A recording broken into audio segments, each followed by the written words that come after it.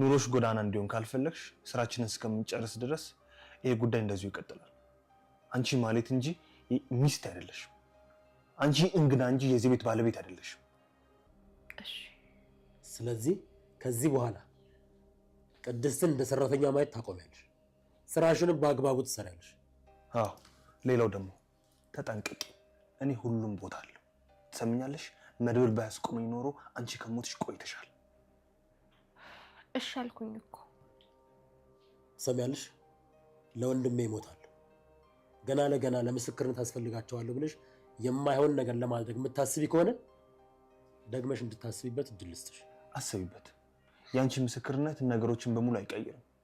ደግሞ በዚህ ልክ ወሳኝ ሰው እንደሆንሽ እንዳይሰማሽ እሺ? ያው አድርገውና እነዝና ጋር ሄደሽ ከነሱ ጋር መስራት ብትጀምሪ እንኳን እነዝናን መቀመቅ መክተታችን መቼም አናቆም።